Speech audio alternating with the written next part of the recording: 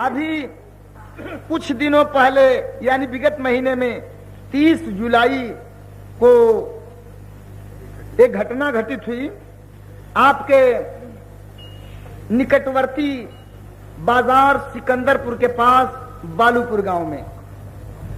बहुत दबाव बा, बहुत प्रेस बा कि नहीं ये गाना के सुनैबे करा तब सुनाई देते ही। ठेठ भोजपुरी में भूमिका का भाव बा, जरा गौर करिए भूमिका पर तनिक बढ़ जा।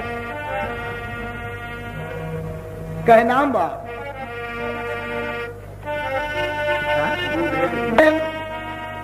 अब दूधे के सागर के नमुचा प्रधान बनी,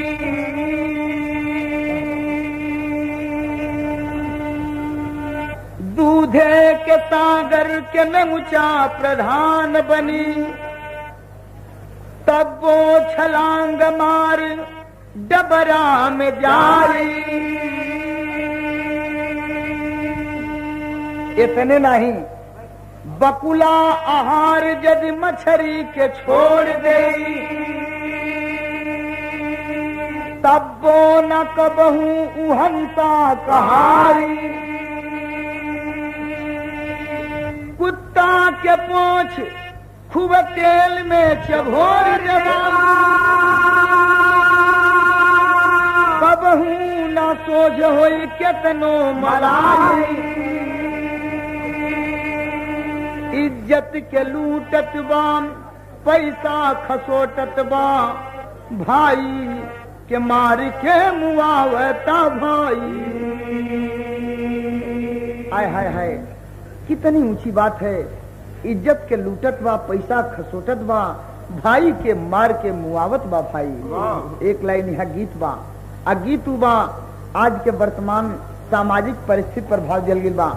आ गीत है बा एक थे दुल्हन अपने सैया से एक पहनावा मांगत रहल, और पहनावा खादी का पहनावा खद्दर का पहनावा मांगत रहल। उ खद्दर का पहनावा काहे मांगत रहल?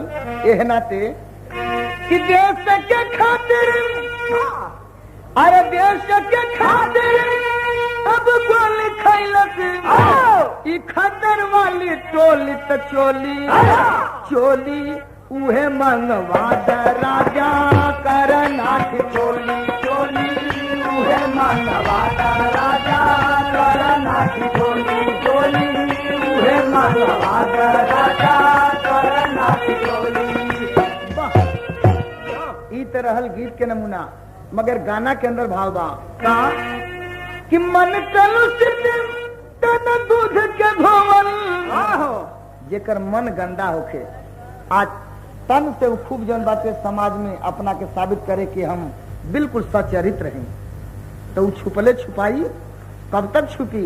कहना बा कि मन कलुषित तन दूध के धोवल, अब कबले कोई छुपाई त दागी दागी छूटे नहीं पाई, केहू के तनो सुनाई दागी छूटे नहीं पाई, केहू के तनो सुनाई दागी छूटे नहीं पाई, केहू के तनो सुनाई ओ दागी छूटे नहीं पाई, केहू के तनो सुनाई।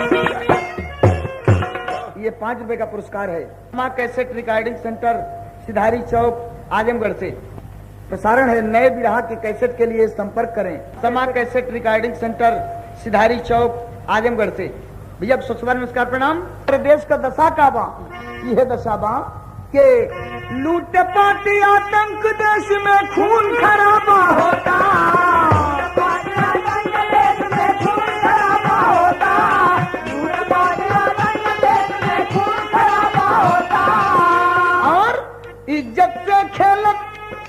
इज्जत से खेलत मारत सब अय्यासी में गोता,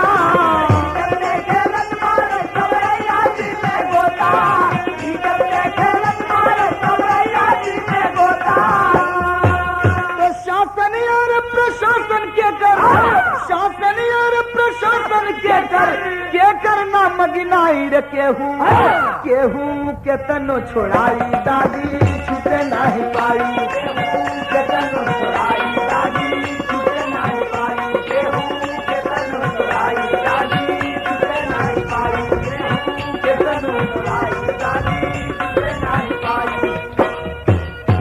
ई हमें से घटना का शुरुआत बा का कि बालूपुरा ग्राम जिला बलिया की घटना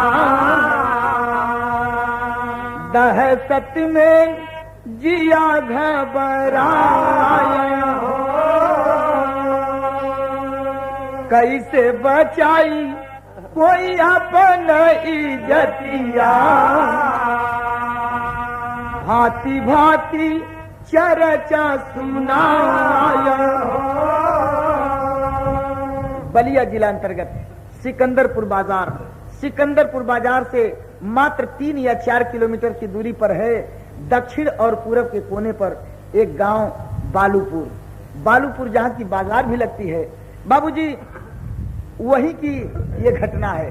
तो एक लाइन यहाँ गीत बा आ गीत वह बाम जब उनकी कभी गोरखपुर रेडियो स्टेशन से हमरे आवाज में गीत के सुन ले हो। गीत के नमूना बा कि दूध के कटोरिया में रतिया नहाई अब कईली अजरिया से प्यार तो कईली अजरिया से प्यार बलम चान बदरी में झाके मारे नजरिया के बाल बलम चान बदरी में झाके मारे नजरिया के बाल बलम चान बदरी में झाके मारे नजरिया के बाल बलम चान बदरी में झाके। ई तरह गीत के नमूना लेकिन गाना के अंदर भाव बा का कि रात अधियारिया में दुख के बदरिया लेके मौत मरा अरे लेके मौत मरा लुटाय गई जिंदगी के खतिया लुटाय गई जिंदगी के खतिया जाले नजर छल छलाए लुटाए गई जिंदगी के खतिया जाले नजर छल छलाए लुटाए गई जिंदगी के खतिया जाले नजर छल छलाए लुटाए गई जिंदगी के खतिया। का श्याम रथ यादव के 4 ठोलनवा 4 लड़का श्याम रथ यादव के बालूपुर निवासी 4 लड़का। बड़का लड़का का नाम रामाशीष, उनसे छोटा लड़का राम प्रवेश, उनसे छोटा लड़का रामाश्रय और सबसे छोटा लड़का राम बदन। एक थे इकलौती बिटिया जौने का नाम मुन्नी का शादी कहाँ भइल हल? ई है रसड़ा फेफड़ा मार्ग पर जौन बा नहीं यार संवरा के बगल में है पांडेपुर गांव, जहाँ के निवासी हैं हमारे जिले के और हमारे घराने के सुप्रसिद्ध गायक श्री बालाजी है लड़के। वही पांडेपुर गांव में मुन्नी की शादी हुई थी। तो कहना है कि श्याम रथ यादव के 4 ठोलनवा मुन्नी बिटिहनी के रूप जैसे चनवा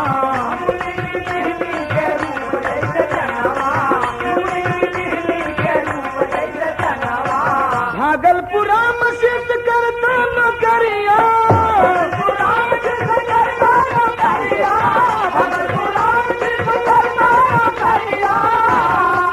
भागलपुरा मशीन करता नौकरिया अब मनवा के सपना सजा लुटाय गई जिंदगी के खतिया जाले नजर छल छला लुटाय गई जिंदगी के खतिया जाले नजर छल छला लुटाय गई जिंदगी के खतिया जाले नजर छल छला लुटाय गई जिंदगी के खतिया।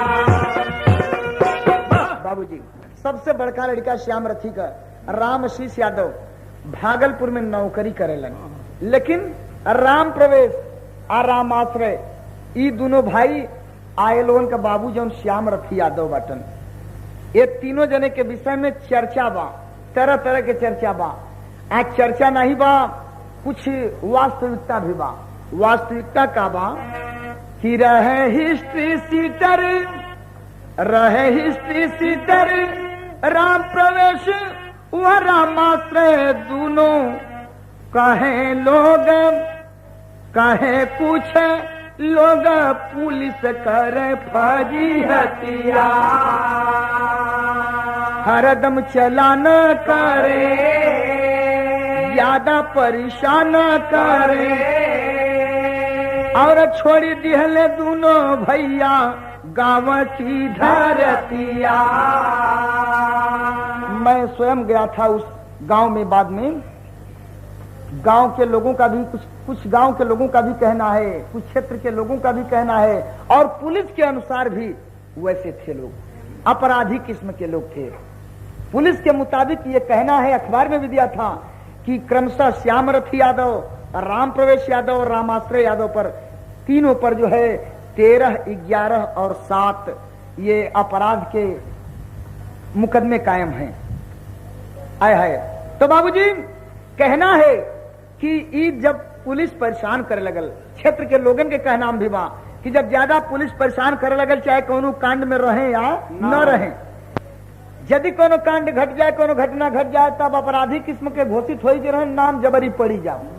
अंत में लाचार होके दोनों भाई राम प्रवेश और रामाश्रय गांव छोड़ देहलन। आ गांवे ना छोड़लन, जिला जवार भी छोड़ देहलन। जिला जवार छोड़ के चल गए कहवा, मिर्जापुर जिला में। आज सोनभद्र जिला कायम हो गइल बा, लेकिन उस समय मिर्जापुर जिला रहल। मिर्जापुर जिला में कहा गेलन के, हाँ मिर्जापुर में गेलन शक्ति नगर कोटा में। आज शक्ति नगर कोटा में जाके केलन का शक्ति नगर कोटा अब शक्ति नगर कोटा आई में ठिकाना मिलल कर दरबारी खुली गई की समझिया।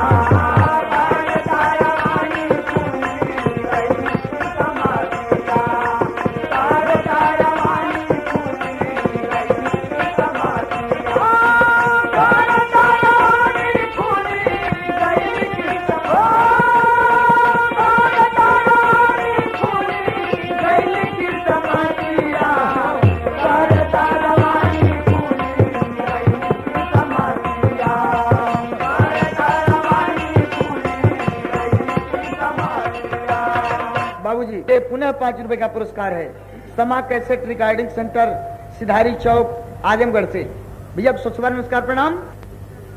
मिर्जापुर जिला में शक्ति नगर में गेलन है। शक्ति नगर कोटा में जाके SBI विभाग में दरवानी पा गेलन। आज जब दरवानी पा गेलन तो दोनों भाई जौन बा मस्ती में दरवानी करे लगलन। आज दरवानी जब करे लगलन तो भइल का गीतिया उहे बा जौन की पिछली साल बिरहा जगत में शुरू कैले रहनी। गीत के जरा सा नमूना बा कि अब काचन ही बात की बहनिया कांवर लचकाती जा, मगर भइल का कि जिंदगी के ठेघा भई नौकरिया। ठेघ ठेठ भोजपुरी का शब्द है। ठेघ का माने होला आधार। तो कहना बा कि जिंदगी के ठेघा भई नौकरिया और दोनों भाई मुस्कुरा।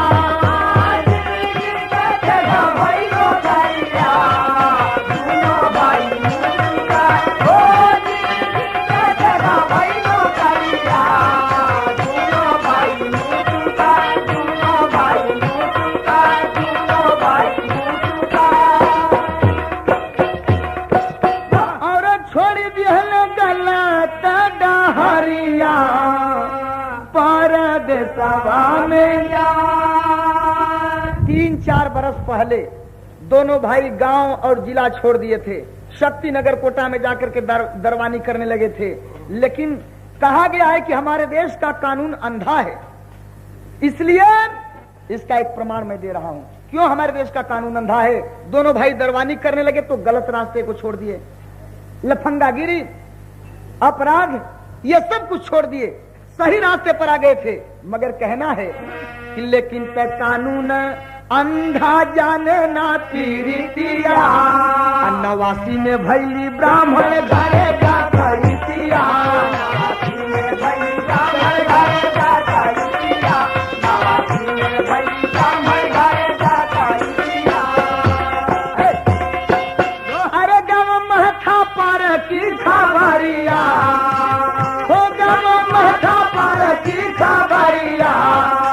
दिहले जबरी फसा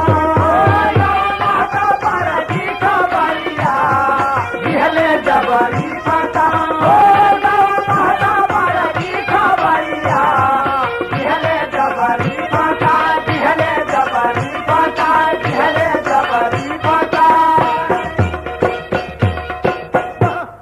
अच्छा देखें उतर दोनों भाई दरवानी में मस्त हो गिलन, गलत रास्ता छोड़ देलन। लेकिन सन 1989 में वही बालूपुर गांव के बगल में थोड़ी दूरी पर बा माथा पार गांव, वहाँ एक पंडित जी के घरे डकैती भइल।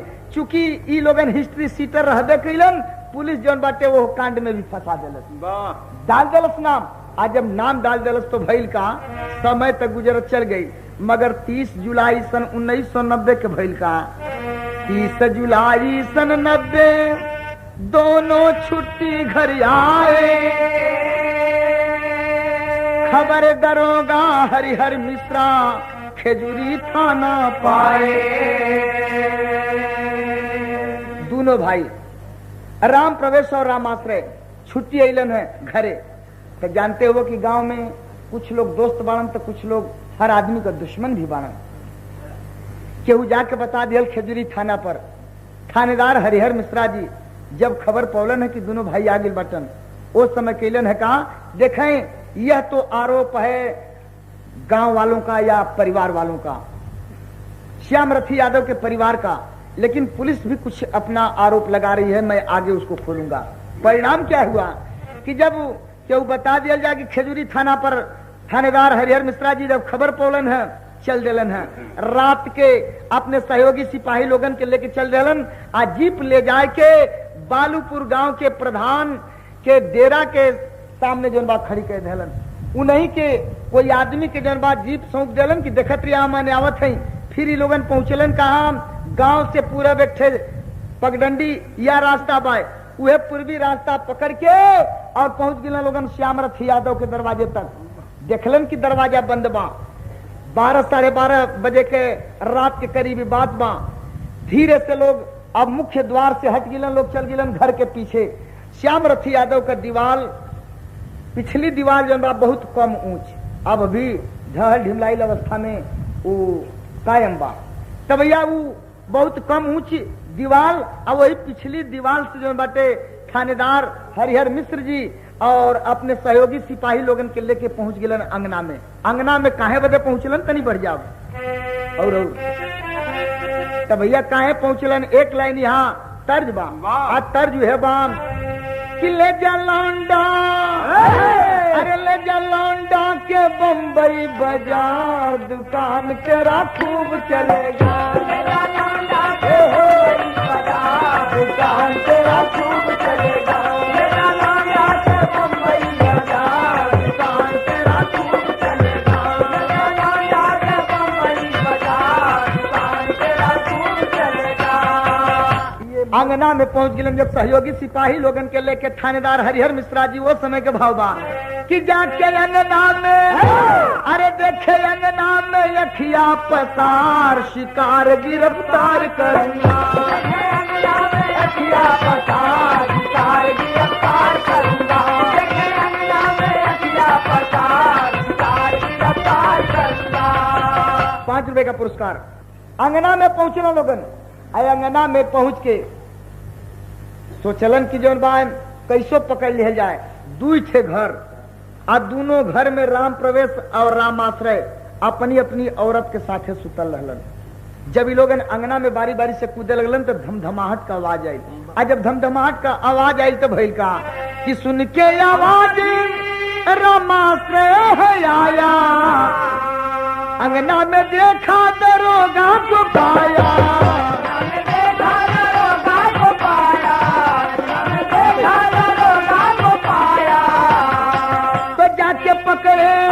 जाके पकड़े दिखा के हथियार शिकार गिरफ्तार करूंगा। दिखा के हथियार शिकार गिरफ्तार करूंगा। दिखा के हथियार शिकार गिरफ्तार करूंगा। आवाज धमधमाहट के सुन के राम प्रवेश ये रामाश्रय जोन बाटे निकल के कोठरी से जब अंगना में इलन देखलन कि दरोगा जी अपने सहयोगी सिपाही लोगन के साथ है। तब तक से ये लोग जाकर के दबोच लिए। भागने की कोशिश मत करना, नहीं तो मार दिए जाओगे। ये आवाज सुनकर के दूसरी कोठरी में सोया था बड़ा भाई राम प्रवेश भी आंगन में आ गया। दोनों भाई पकड़ लिए गए। अखबार में यह भी प्रकाशित हुआ था कि पकड़ तो लिए गए, ये लोग पकड़ लिए। दोनों की पत्नियां आती हैं, पैर पकड़ करके रोने लगती हैं छोड़ने के लिए, मगर कुछ नहीं सुनवाई हुई, बल्कि ये लोग बांध दिए चारपाई में दोनों को। अखबार में ये प्रकाशित बात है, ये परिवार के लोगों का आरोप है। लेकिन बाबूजी हुआ क्या कि गिरफ्तार कैले के बाद दोनों भाई के कैलन है का भाव तेरी में तेरे मानवता का चिराग बुझ गया, अब मानवता का चिराग बुझ गया, तो प्रहरी समाज के सिर पर बनी दानवता मानवता का चिराग, प्रहरी समाज के सिर पर बनी दानवता मानवता का चिराग,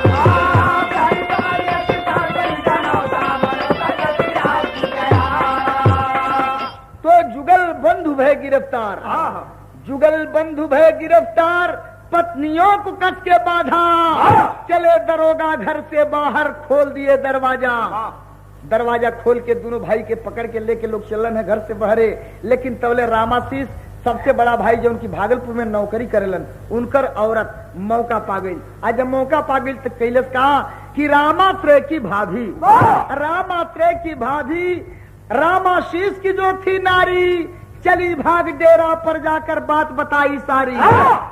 मौका पाए के रामाशीष का औरत भगल, आज थोड़ी दूरी पर जो बाटे डेरा, वही डेरा पर सुतल रहलन इनकर ससुर, इनकर सास और वह ननद मुनिया। जाके अपने ससुर से बतौलस, बाबूजी राम प्रवेश बबुआ और रामाश्रय बबुआ के पकड़ के पुलिस लेके जात बा। बाबूजी जब ये आवाज सुनते हैं श्यामरथी यादव दौड़ पड़े लेकर के लाठी, आते हैं अपने मकान के पास, अपने घर के पास, देखते हैं कि पुलिस पकड़ करके लिए जा रही है। तब तक से पीछे से भागत भागत ई महतारी बेटी यानी श्यामरथी का औरत और इकलौती बिटिया मुनिया, जो उनकी 5-6 महीना के गर्भिणी भी रह, वो मुनिया दोनों माई बेटी पहुंच गई वहां। मुनिया जाए के पांव पकड़ ले, रोवे लगल, हमरे भैया के छोड़ दिया जाए थानेदार साहब। लेकिन श्यामरथी और गांव के कुछ लोगों का भी आरोप है। उसी समय जो है जब मुनिया रोने लगी, और मुनिया इतनी हसीन लड़की कि गांव में भी उसके मुकाबले में सुंदर कोई लड़की नहीं थी। निगाह पड़ गई इन लोगों की मुनिया पर, और जब मुनिया पर निगाह पड़ गई बाबूजी, नियत बदल गई। जब नियत बदल गई उस समय का भाव दिया गया है। और एक लाइन यहाँ गीत बा, एदवा साल सन 1990 का हमार शुरुआत गीत बा, एकदम नई गीत। अब वही केहू बिरहिया के मुंह से सुन लेना हुई बा। ब्रज का चंदना मल्हार हो, अरे बहना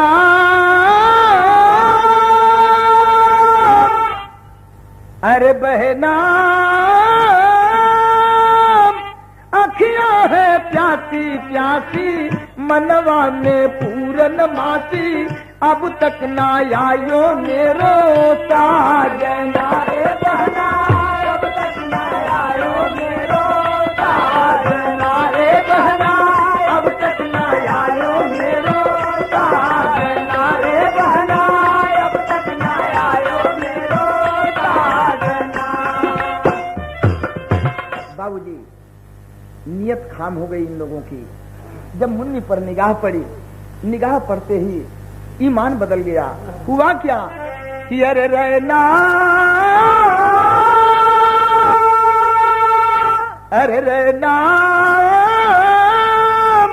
पागल भय मिसरा मिसरा, मुन्नी के देखत चेहरा, दिल में सताव लागल कामरी, रे रहना दिल में सतावे लागल कामरी, रे रहना दिल में सतावे लागल कामरी, रे रहना दिल में सतावे लागल कामरी। धीरे से इशारा कर दिलन है। आज जब इशारा कर दिलन है थानेदार महोदय, तो भयल होगा कि कामी लिया तुरंत धरवाई, कामी लिया तुरंत धरवाई, कामी लिया तुरंत धरवाई, कामी लिया तुरंत धरवाई, कामी लिया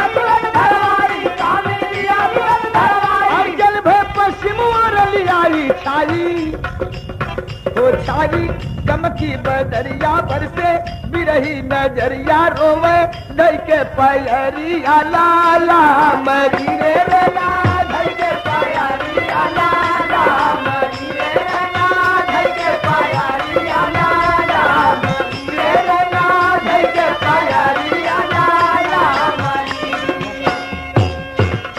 लिए दो सिपाही, अखबार में भी प्रकाशित हुआ कि दो सिपाही पकड़ लिए और पकड़ ही नहीं लिए, घसीटते हुए मुन्नी को लेकर के चल पड़े। करीब करीब 50 गज की दूरी तक वो लोग घसीट करके ले गए।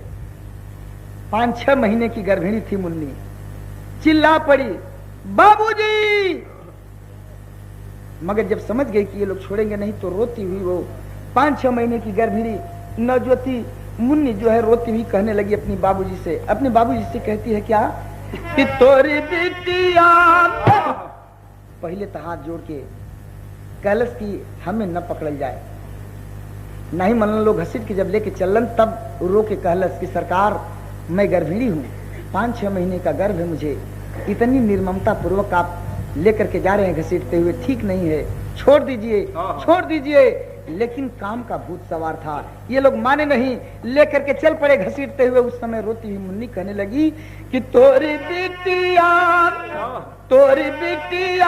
जाली है बाबूजी, तोरी बिटिया जाली है बाबूजी, तोरी बिटिया जाली है बाबूजी, तोरी बिटिया जाली है बाबूजी, तोरी बिटिया जाली है बाबूजी, तोरी बिटिया जाली है बाबूजी, मरी जतिया जाली है बाबूजी, मरी जतिया जाली हो बाबूजी, मरी जतिया जाली हो बाबूजी, मरी जतिया जाली हो बाबूजी, मरी जतिया जाली हो बाबूजी, मरी जतिया जाली हो बाबूजी, मरी जतिया जाली हो बाबूजी। और कहती है कि प्यू की थतिया जाली हो बाबूजी, तोरी बिटिया जाली हो बाबूजी, दौड़िए अपनी बेटी को बचाइए बाबूजी, नहीं तो फिर इज्जत नहीं बचेगी। श्याम रथी यादव जब अपनी बिटिया के मुख से ये बात सुनते हैं, उस समय होता है क्या, उनकी आत्मा उनको धिक्कार पड़ी।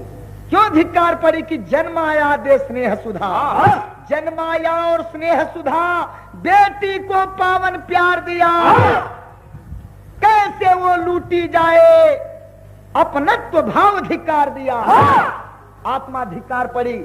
अरे श्याम रथी, जिस बेटी को तू पैदा किया, जिस बेटी का पालन पोषण किया, आज वही जवान बिटिया तेरे सामने लूटी जाएगी, तू देखता रहेगा, धिक्कार है। बौखला उठा श्याम रथी यादव, ले लिया हाथ में लाठी और किया क्या कि श्याम रथी का चक्री अस्त्र, श्याम रथी का चक्री अस्त्र लाठी से जाकर वार किया, बैठ गया सिर थाम सिपाही, जबर चोट सर फाड़ दिया, जाकर के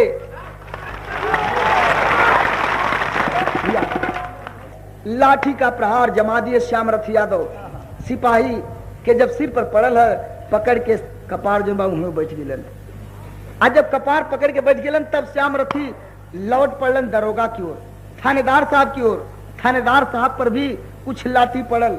अब भाई स्वाभाविक बात बा, केहू भी बौखला जी, केहू का बहन बिटिया केहू के सामने लुटल जाई तो कुछ भी कर सकेला।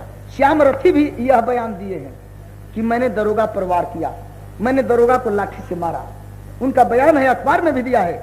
तो बाबू जी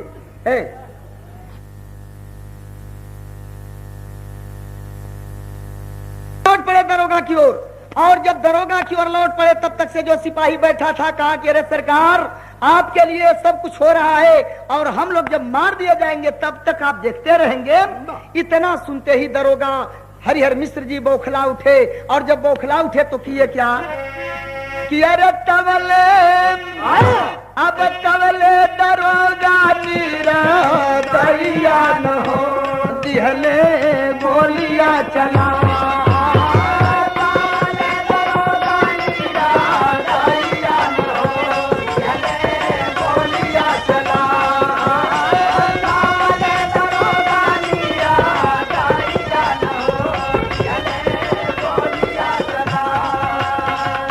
गोली चला देहलन। आ दरोगा जी का गोली जाए के श्याम रथी के बाह में लगल केहुनी के नीचे। नतीजा का भइल कि बाह में लगता आइली आह की आवाजिया, आ गिर गईले बाबू छटपटाई के धरा दिया। गोली लगते ही श्याम रथ यादव गिरने लगे, और जब गिरने लगे तब तक से हरिहर मिश्र अपनी रिवाल्वर से दूसरी गोली भी फायर कर चुके थे। दूसरी गोली भी रिवाल्वर से निकल चुकी थी। गोली श्याम रथी यादव तक पहुंचते पहुंचते श्याम रथी यादव धरती पर गिर चुके थे। सामने खड़ी थी 5-6 महीने की गर्भीणी बिटिया मुन्नी। हुआ क्या के बहाने लगा तो आइली आह की आवाजिया, गिर गई बाबू छत पर काल के धरा दिया।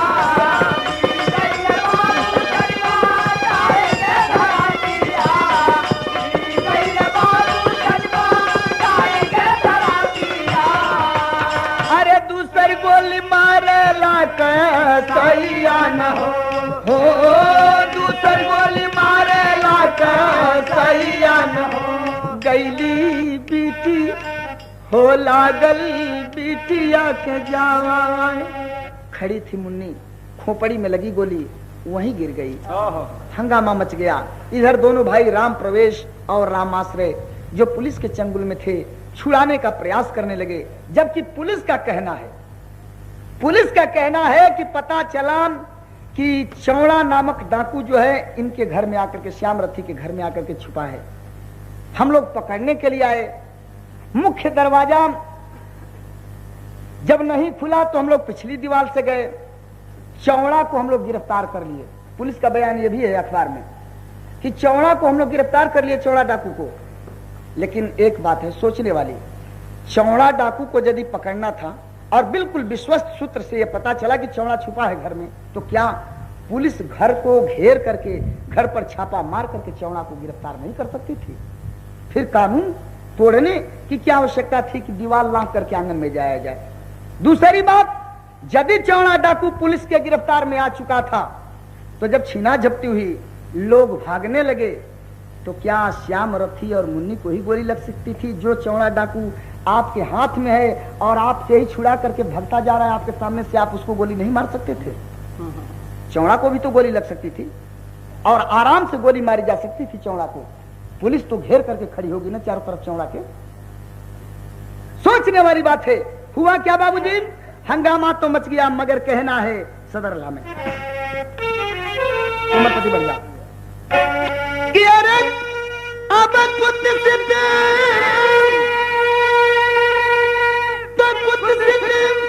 पुकार माती रस कारकी गठरी।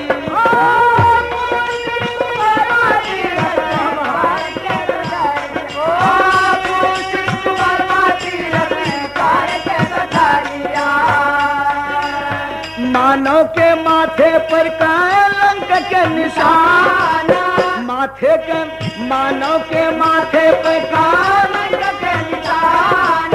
काम के लगाम नहीं कसले कसाले भैया, काम के लगाम नहीं कसले कसाले भैया। चाहे कोई दुनिया में हो बलवान, उहे काम के हलदा रोगा के कपर भैया। ले मुनिया के छीना झपटी में छूटल दूठे राय फलवाए भैया, छीना झपटी में छूटल दूठे राय फलवाए भैया। गोली वाला बेटी का छूटल श्रीमान भगल। नतीजा छीना झपटी में अब तक चारों ओर भगदड़ मच गई ना। मुनिया तो धरती पर गिरल बा, लेकिन छीना झपटी में जौन बाटे इहो सुने में आई। गांव के लोग भी कहलन, इलाका के लोग भी बतौलन कि पुलिस का 2 ठे राइफल जो बाटे ई लोग छीन ले रहलन। एक ठे बेल्ट गोली वाली भी छीनल गई रहल, लेकिन बाद में ऊ जौन बाटे कैसो लौटा दी गई।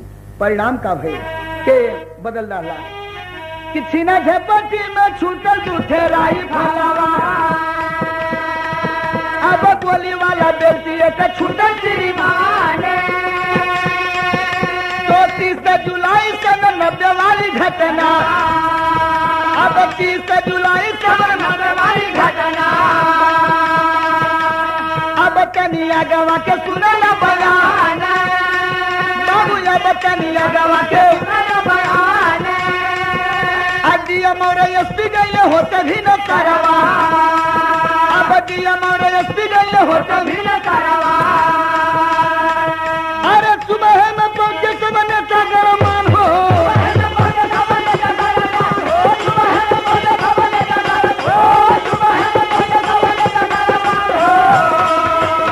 आय हाय सवेरा होते ही तहलका मच गया।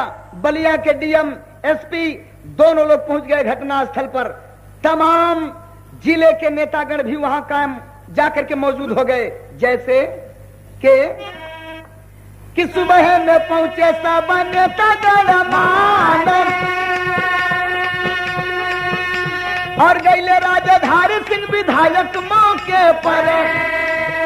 अब सीयर से गईले सुनई अंचल सुजान बाबू सीयर के शारदान अंचल सुजान।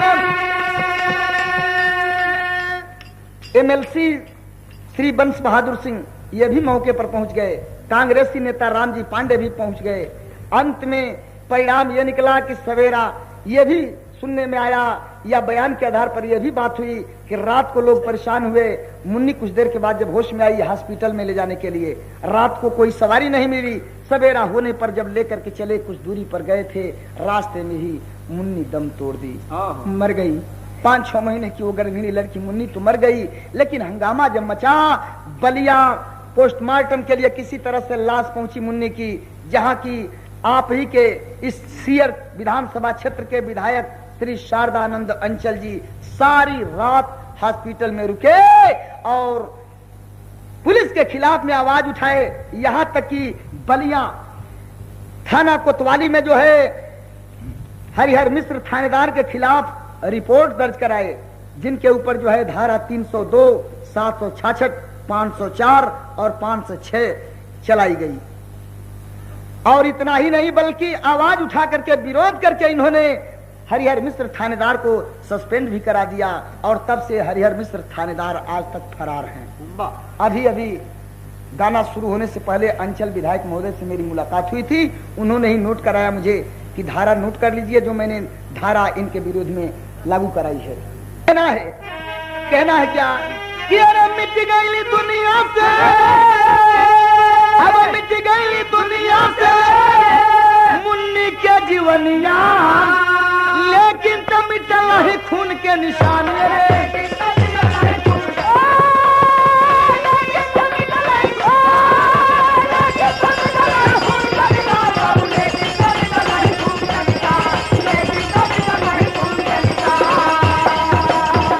सोचे वाली बात बा काम कि ऐसे अरे ऐसे प्रजातंत्र में नैतिकता का ह्रास हुई है।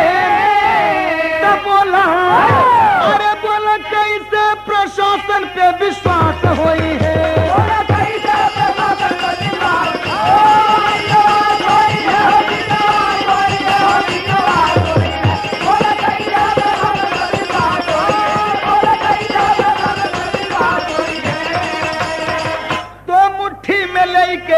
कानून वाला कोड़ा हो, दिल पर उगा वजन नफरत के फोड़ा हो।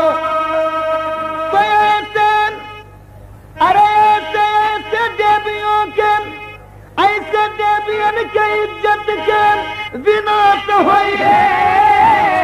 तो बोला कैसे प्रशासन पे विश्वास हुई है।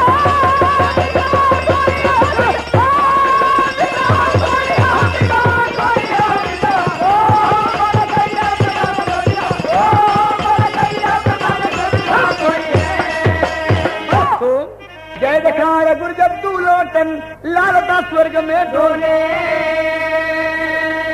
श्री नारायण सुदयाल सुवचन साथ जाए।